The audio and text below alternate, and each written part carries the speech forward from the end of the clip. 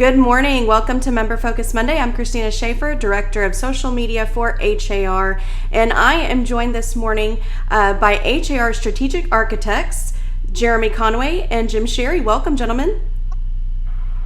Thank you. Morning. Good to be here. It's Monday morning, and we get to be here this week. I'm very excited to have you both. Jeremy, you've been on this program before. Jim, you have not, but you two work together and really help our association on so many levels. For anyone who doesn't know who you are yet, if you could just tell us a little bit about who you are and what you do, and we'll start with you, Jeremy. Well, I hold the title of Strategic Architect, and my responsibility is to track what's changing in the national, regional, and local markets and make sure that our programs, products, and services are aligning up to deliver what's coming. Sort of like Wayne Gretzky said, we don't skate to where the puck is, we skate to where the puck is going to be, and that's my job. Excellent. That's a great visual too. Jim? I tell Jeremy exactly what to say all the time. And I always listen. That's my job. I've been associated with HAR for about 28 years in various capacities of consultant, vendor. I was president of Inter Realty and president of PRC Realty Systems, and have worked with HAR extensively over the years, and have consulted and worked with Jeremy for the past 5 or 6 years. Very good. Thank you so much. We have a lot of our members tuning in this morning, telling you both good morning, great topic, and even a good morning from our current chair of the board, Richard Miranda. So good morning, Richard. Good morning, Mr. Chairman. Very good. So many times when you join our program, or one of you join our program, we discuss things that may happen in the future. Today, we want to bring our members' attention to items that have already happened or are happening right now. So let's start off, Jim, if you will, just to catch our members up a little bit. What industry shifts have you witnessed over the last year, and how do you believe they're impacting the industry and our members? I'll try to go back a number of years and define what I call the realtor tent. If a consumer wanted to buy or sell a house, they went to a realtor, and the realtor had the inventory. The realtor knew what price they should charge for their house if they were selling it. The realtor guided them to a mortgage company, guided them to a title company for settlement, guided them to home warranty and home inspections, wrote the contract, and generally babysit the consumer kind of womb to tomb, all the way from their initial contact through. What's happened over the past years is this value chain, I call it, where the realtor, in fact, has done everything. That value chain has been disrupted by any number of companies that have come along and said, the realtors may not be doing what the consumer wants. So I'll give you the best example we have out there. Zillow, the realtors wouldn't share comparable information. So as a consumer, you couldn't find out what the house next door sold for, or what the house across, or a house you might consider. Mm-hmm. Zillow did was they said, okay, there's a void there. So they stepped into that void and created something called a Zestimate. So the Zestimate actually got more consumers to come to that site than any other site, any other website ever in the real estate business. So we begin to see a fairly marked loss of the realtor's functionality. So by the time the consumer comes to a realtor right now, they probably have looked at the neighborhood, they've got information, they've got climate information on what's going on, they know what the house next door sold for, they know what this is going to sell for, and they have been to Rocket Mortgage and got a mortgage, and they already understand who the title company might be that they would use. So the realtor has lost a great deal in this value chain. So that brings us up to today. So my position today is there are several things that are occurring that are very, very, very germane. One is standards of performance. If you look at what Zillow has just announced in October, if you are an affiliate of Zillow and do some of their realtor work, you must subscribe to a level of performance. If you look at Redfin, as a good company, they have a level of performance that must be met for their employees to work with consumers. So What we haven't done in the business is we haven't set those levels of performance, and so we're kind of all over the map. We have a lot of good companies in real estate; they do a good job, but we've lost a lot of ground. And so where we are today is we're kind of just turning the corner to try to deliver some of those services and bring some of those services back into the realtor tent, if you will. Okay.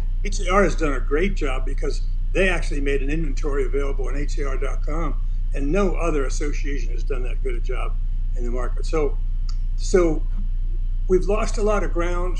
There's a lot of companies that have seized opportunity, not bad companies or anything like that. Zillow right now will give you an estimate, will buy your house, will line you up with a realtor, and will deal with the mortgage and title. And so they're more looking at the consumer and what the consumer wants. And over the years, the realtors have looked at what the realtor wants, and that's the change that's occurring.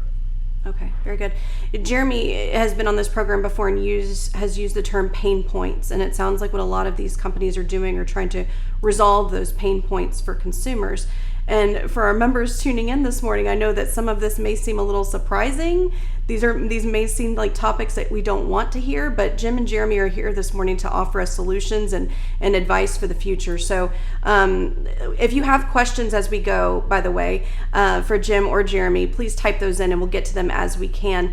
So just over this last almost year and a half, Jeremy, everything has changed in our world, but specifically also in the real estate industry. So how do you believe the pandemic will impact the real estate industry, or has it, how much it's already impacted the real estate industry?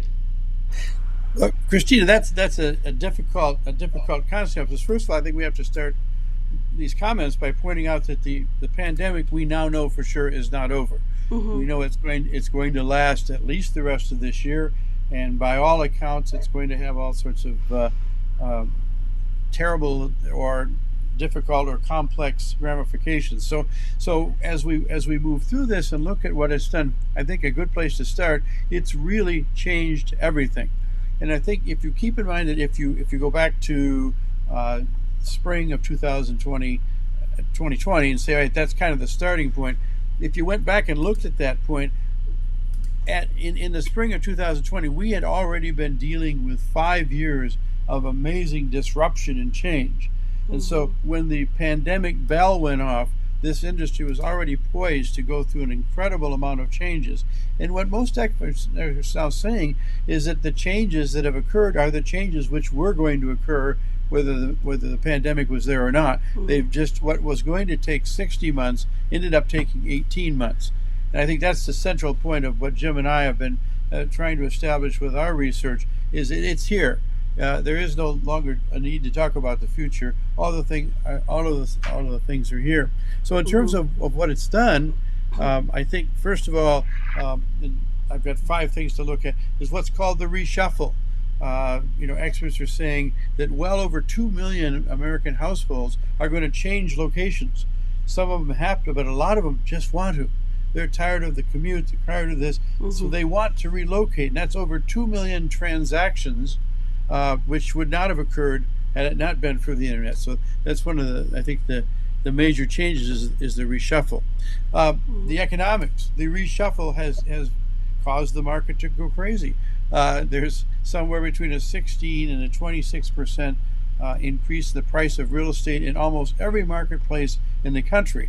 And that has all kinds of side effects, not the least of which is who can afford to have a home. And of course, there's lots of folks who sold homes in expensive places, moved to not so expensive places, and they're doing all right. Lots of folks didn't have a home, and now they're struggling to come up with a down payment. So the whole real estate economic has kind of significantly changed. The consumer issues, a huge number of consumer issues that we'll look at. But one of the things I think we need to ride on is today's American real estate consumer, especially one who's had anything to do with the market in the last 18 months, is not happy. It has not been a fun experience. It's been a horrible experience. And so going forward, they're not going to be particularly happy. The the development of the rental industry. We've always had a rental industry, but now suddenly what we realize is that millions of millennials aren't going to make this. They're not going to be able to afford these new homes, and many of them will select and elect to move into rental. And so the whole rental movement is being reinvented by institutional investors, foreign governments even, who are buying homes to rent to Americans, and they'll take a totally different approach than the people that you might have rented from up to here. Looking at the automation and innovation. Now, during the pandemic, many people, there's three groups. Some people just sort of froze and went, oh my God, what's going to happen? Didn't do anything. Other people sort of drifted along and said, well, I'm going to wait and see how this turns out. But there's another incredibly well-financed group of people in this industry who said, whoa, this is our opportunity. Everyone else is at the side of the road. We're going to move. And we call this the innovation automation sector. So what you'll see and what you're seeing right now is massive development in terms of technologies and funded by billions of dollars of venture capital. And they're moving quickly. They're already here. Every day we're hearing about someone else who's moving into it. And then lastly is the legal and regulatory environment. Again, there was a shift of presidential administrations and a shift in attitudes about enforcement and antitrust activities. And so it just happened to be in that same zone, but it's been driven in some ways by this slowdown and shifting of roles. And so now we're facing a significant regulatory and legal issue. So those are kind of the things that have, I think, to highlight the things that have happened. Absolutely. Let me jump in for a second. Yeah, go ahead, Jim. Two things that I think the pandemic caused. One was the forbearance of mortgage payments. So 2 million Americans didn't make payments on their house.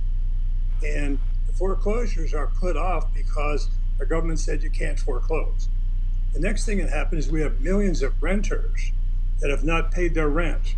So you have to look and say that the pandemic, the reaction to the pandemic has been to forbear mortgage payments and forbear rentals, but that has to come to a stop at some point, because the owners of properties are still making the payments. The people who own apartments are still making the payments.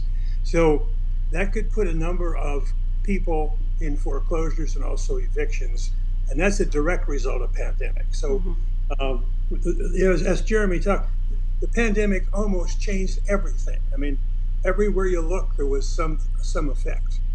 Absolutely.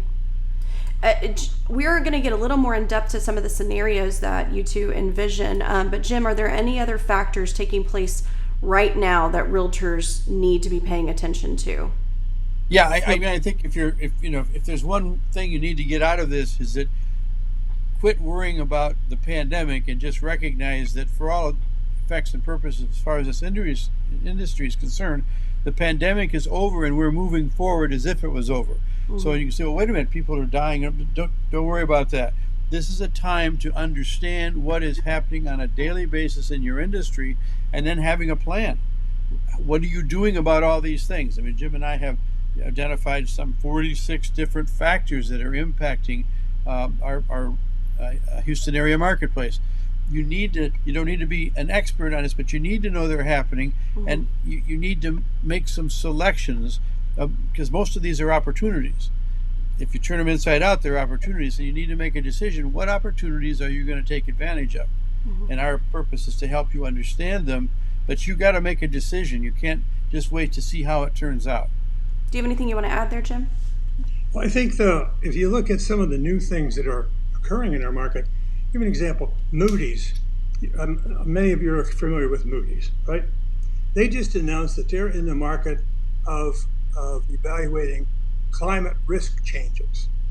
So we didn't ever think about that as now. Inman has a product. Moody's is coming forward with a product. So realtors, in the past, we didn't really talk about where the hurricane hit, right? We didn't really tell people what the possibility of rising seawater is. What's going on is it's important right now for us to know about it, because the consumers are being alerted from other sources, and we as the realtor organizations need to be aware of what they are and be able to speak to the consumer so that we can keep the realtor tent pretty full of value propositions. Okay. Very good. So let's talk a little bit about the scenarios, and I know there's several of them, so we'll probably go back and forth on this. But what scenarios do you potentially see playing out in the very near future based on everything that's happening? Well, Jim and I have spent an incredible amount of time on this. I mean, Bob Hale has an insatiable appetite for knowledge and knowing what's going on. So that's part of our job, is to feed that. And so we've done a huge. So when we finally reached almost 50 specific things, we said, can't track these anymore. So we moved them into catchment areas, or baskets, if you will, that we can track. And I think so the first one we talk about is real estate economics. The most obvious real estate economics is what's happened to pricing. But that's not. There's all sorts of side effects. So the real economic has changed, and of course part of the problem is that one of the worst economics is the compression of commissions. So while everything else has gone up, those commissions have stayed stable or gone down, and that is of course a problem for the economics of our business. And so we spend a lot of time looking at the various economics, the cost of housing and things like that. Second thing is the consumer. I mean, consumers are now doing things, or having to do things that they never would have dreamed. And we were just talking about, talking to a client in Miami a half an hour or so ago, talking about this. It just continues. A house goes on the market, and there's 17 offers. And people are going, well, wait a minute, where am I on this? And well, nobody really knows. It's like a horse race without a monitor. A lottery. You hear a lot of clumping, but nobody knows where anybody is. And the consumers are going, wait a minute, what's the deal here? So consumers are getting unhappy about that. And so I think that the third thing that we're looking at after the consumer is this rental sector. I think you have to recognize that we're taking a whole different view of this, and the number of homes that are being taken off the market and put into the rental sector would seem to suggest that significant numbers of folks who in prior generations might have owned a home will now be renting a home. And I think that's another issue. When we look at brokerage and agent relationships, we look at the new brokerage business models which have emerged. Many were there, but over the past 18 to 20 months, they've popped forward and are doing some pretty amazing things, both economically and in terms of their business model. Now, again, you may or may not like EXP and it's in the way that it presents its technology, but they're growing like a weed. So it's catching on both with consumers, it's catching on with organizations, with teams. So that's it. Whether you select any of these new options or not, all of them impact you because they sort of change your reality. This idea of the legal and regulatory activity. So this week, one of the big title companies in California got nicked with a $1.3 million fine for things which were declared to be inappropriate or illegal. What you're seeing is that there's going to be more and more consciousness about legal and regulatory and litigation issues. So you're going to see more lawsuits, you're going to see fines and penalties increasing, and you're going to see brokers attempting to get their agents to follow a set of standards or a set of rules, and that presents all kinds of problems given our culture. So those are the types of things that are brewing right now as we speak. Okay. I also think you have to address the shortage of inventory. There are times when we have less than 2 months worth of inventory. Some places in the United States have 30 days worth of inventory. So the shortage of inventory, of course, drives prices up. The further prices go up, the harder it is for people, especially first-time buyers, to come into the market. So, we have a commission compression, as you mentioned. We have a shortage of inventory. We have consumers that are getting pretty tired of the way things are going in the market with the multiple offers. We also have builders who have always provided a substantial commission to realtors. The builders are now starting commissions to the realtors, so there's not the same incentive to work with builders. The builders also are not building as many homes as they could because they're afraid there's a bubble out there that they're going to get caught. And last but not least, there are entire communities that are being built, housing, single-family housing, to go into the rental market. This is an amazing thing. We've never seen that before. So the economics of real estate are as changing as anything. So it's something to watch out for and be aware of, and also in your practice. I had a realtor just tell me yesterday, it's getting harder and harder and harder to write a contract, because if you write a contract with a builder, what's happened with some of the builders is they'll say, we said it would be done in December, but we've had a price increase. So either you have to pay more than $30,000 in increased price, or we're going to go ahead and sell it to somebody else now, and we'll build your house later. Interesting things that are going on in the economy. So that whole segment is changing pretty dramatically. Okay. Anything else that we want to share here with the scenarios that could be playing out? Can I jump in for a second? If you track what's going on in Washington, we hear a lot of words about the real estate industry and realtors in general, and they're not kind words. The words are the realtors' high commissions really stifle mobility. The realtors' high commissions keep people from buying homes. The other thing that's coming our way is a transparency on how much a buyer is paying for their side of the transaction. I think that if I had to guess, in the next months or year, we're going to see legislation or guidelines come from the FTC that says you're going to have to disclose what a buyer side commission is. And when the buyer looks at those, the realtors are saying it's going to be pretty difficult, especially in a hot market. If a house is on the market for 2 days, is it really worth $15,000 in buyer commission to get them into the house? And so I think we're going to be faced with a transparency that's going to be pushed through the regulatory source, and that has a real big effect on the market. Okay. Kind of the common question that we get when we talk about scenarios and things that are changing within our industry, probably one of the most common questions I hear is, what is HAR doing about it? So Jeremy, what is HAR doing to help our members through these shifts as we move forward? Well, I'm pleased to be able to respond to that, because it's been an amazing 19 months since this all started. So I think what our members and what our folks who watch the industry recognized right off the bat was that we had an immediate and continuing response. This was not, we sat around and had 14 committee meetings deciding what to do. Literally, once this occurred, within days, this organization completely redeployed, re-engineered, and demonstrated all these new things that we've done. So, first of all, we made sure we were doing everything there was to protect the members, and not just protect their health, but also protect their legal status. So our team had a lot to do with the fact that realtors were able to continue working in an environment in which most major cities in Texas, they were not considered essential. So we were able to work on that. We began to develop totally new programs, products, and services. Now, some of them, we take our professional development program with Rita's team. We might have produced 10,000 units under the whole system, but literally within weeks, we had shifted to a virtual model and ended up serving 35,000 offerings on that, and that was really fast. We created new delivery and distribution points because we realized that people were no longer going to come downtown or come to other places, and so Rhonda Flowers and her branch team ended up with 16 or 17 different distribution points, again, almost immediately. These didn't take months.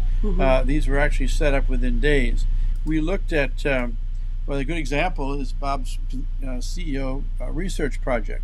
Literally within a week of our activities, Jim and I were involved in extensive amounts of research that starts at 4 o'clock in the morning, and every day, 7 days a week, we can tell you exactly what's been happening in this industry, and we've put those into these scenarios we're talking about. So what that's good about is that our committees and our organizations and our staff people who are responsible for the development of programs, products, and services are no longer asking the question, gee, I wonder what's going to happen. They know what's going to happen. We know we have a pretty close target of exactly what's going to happen. Mm-hmm. So the association was already 90 days into it, putting together new programs and services. And most of you have heard of our new showing product, again, from scratch within 8 weeks. The HR technical people, along with the marketing and the consumer services people, or member services people, have put together from scratch a totally new technical program to cover what was lost or what might have been lost with the showing time product. Now that's for that to be done by a local association is some pretty amazing things. So Showing Smart. Yes. Yeah, Showing Smart is on its way to to being something amazing, but most amazing because it was developed quickly, expeditiously, with an amazing team of people from 3 different countries.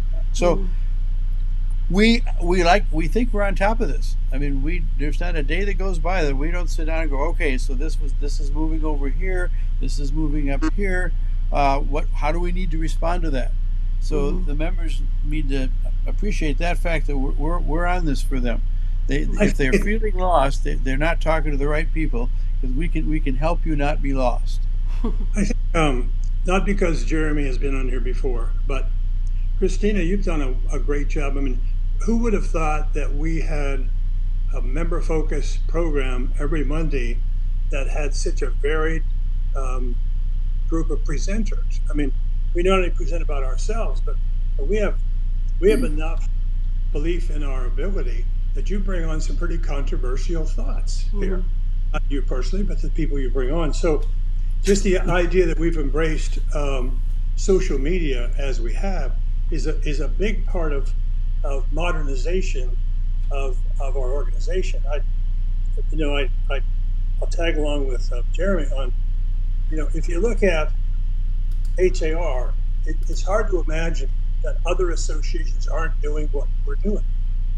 But I mean, HAR is so far ahead, and it's because of the leadership, it's because of the staff, it's because of Bob, it's because of a whole bunch of things. But if you look at what we're accomplishing, we're communicating with the members, we're providing service to the members.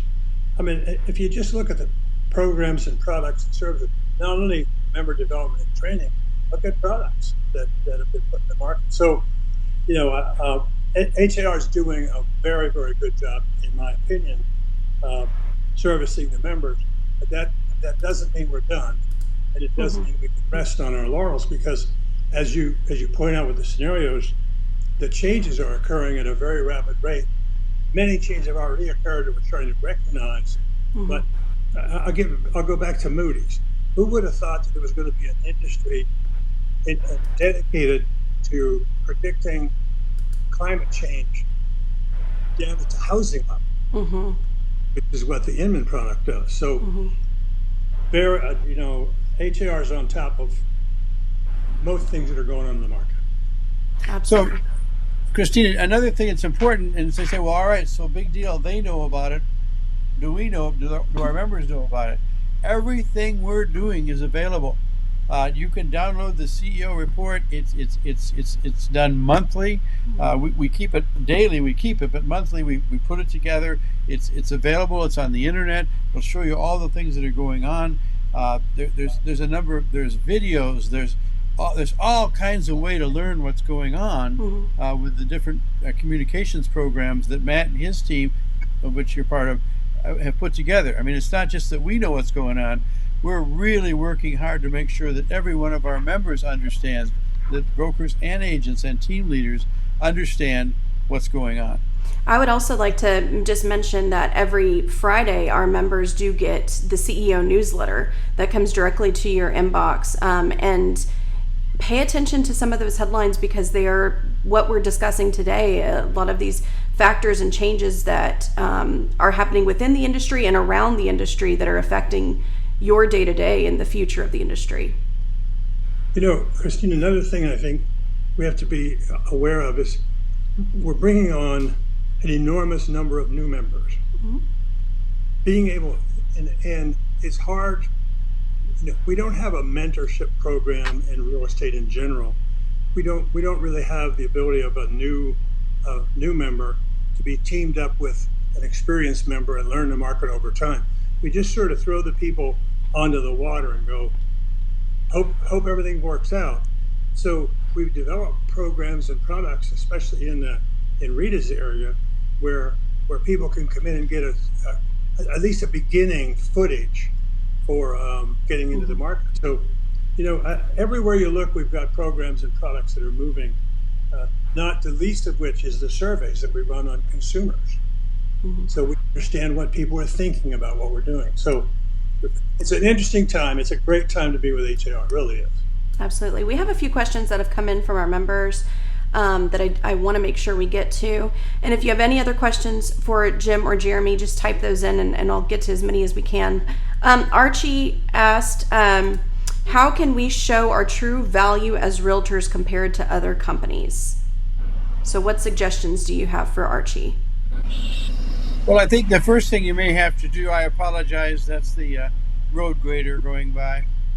I live on a dirt road. Well, I think that the first thing is being aware that there's probably 25 areas of real estate that are evolving. You can't do them all. If you try to do them all, you'll be mediocre. So you got to pick out which of the things that are happening, and that's by looking at the information we just talked about, and which of those kind of fit your company culture and personality. So once you decide on the 4 or 5 things that this is what you really would like to be good at, then you can start focusing in on those. But if you look at the changes as a whole, there's just too much going on to keep track of. So you got to get the big picture, zero in. Once you get zeroed in, start looking at specific things you can do. Okay, very good. There's a few more questions that came in. What do you think about the lease to own market? Is it getting ready to be the new market? That was from Tonette.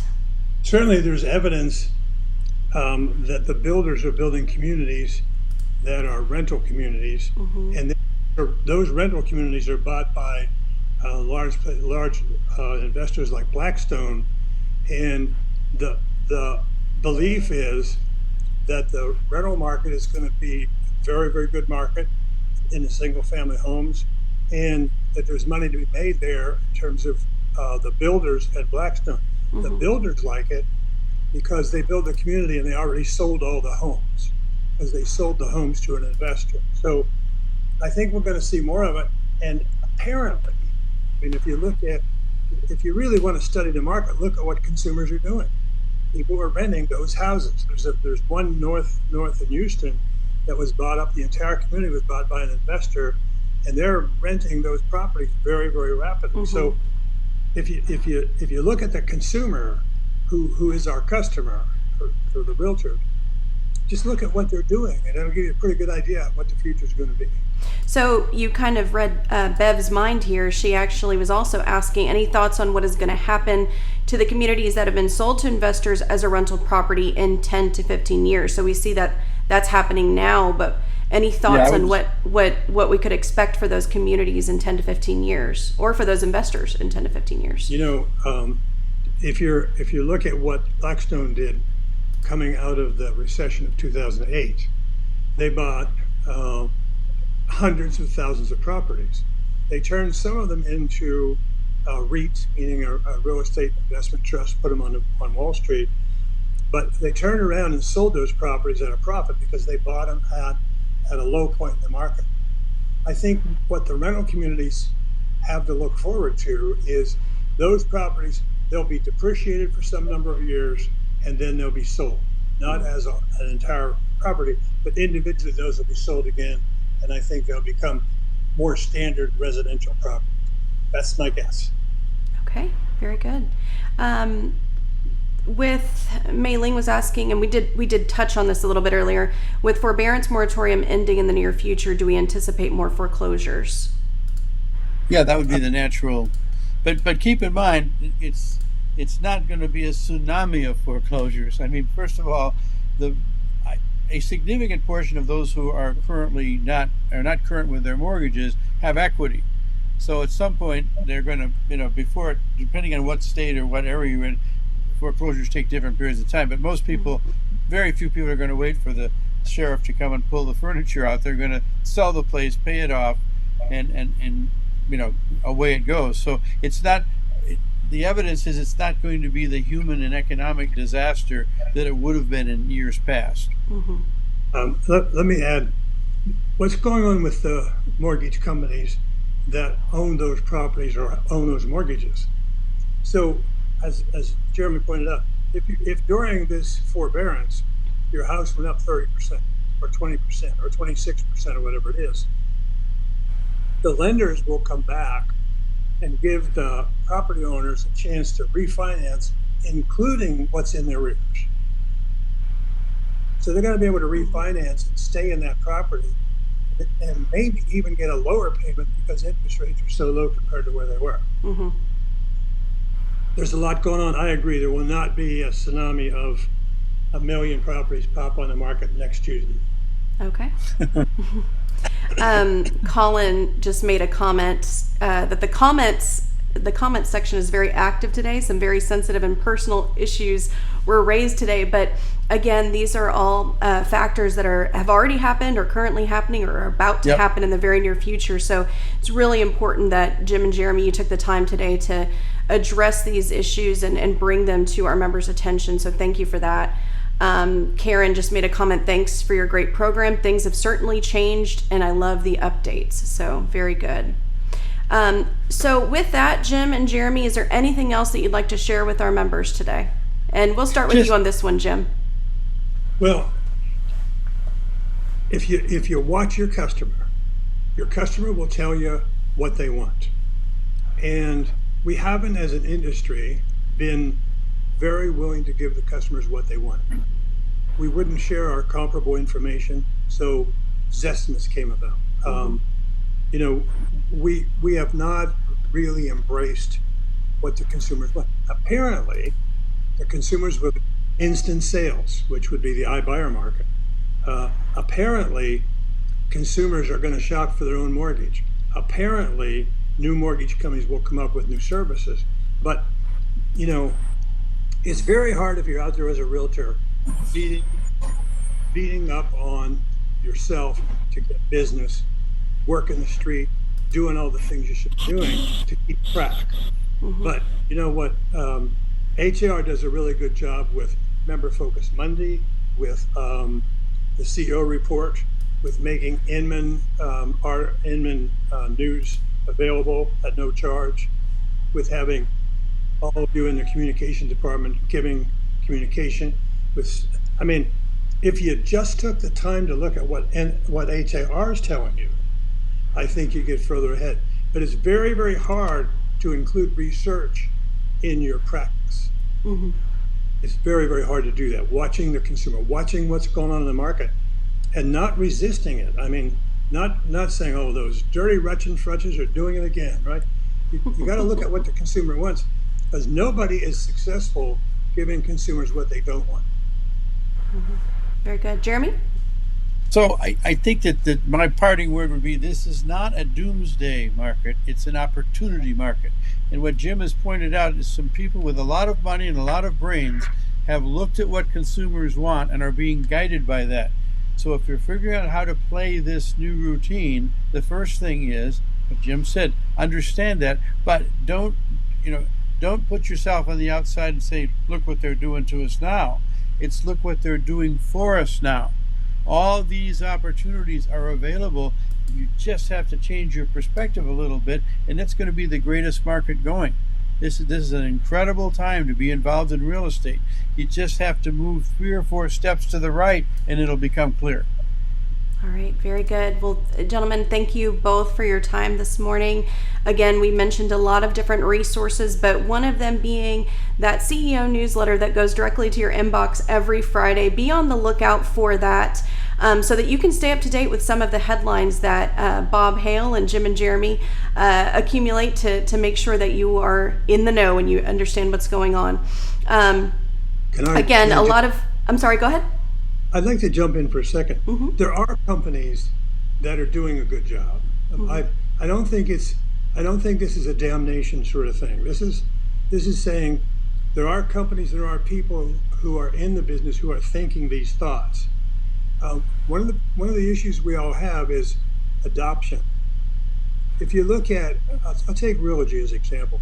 Realogy has over the years produced a lot of good products, but can't move them down the chain to the franchise world, which I see, and the agents won't embrace it. And so the agents, if you're going to be successful, you need to look at where are the tools. They come from HAR, they come from your franchise, but get with the program, because the consumers are way ahead of us right now, and we need to catch up.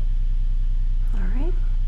Very good. Well, thank you both again for your time this morning. Thank you to our members for tuning in. Next week, we will be discussing video marketing, all things video marketing, with our HAR Director of Video Services, Claudia Hernandez.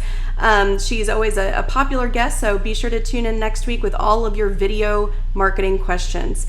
We'll see you next Monday at 9 a.m. Have a good week, everyone. Bye-bye. Thank you. Have a good Appreciate one. it.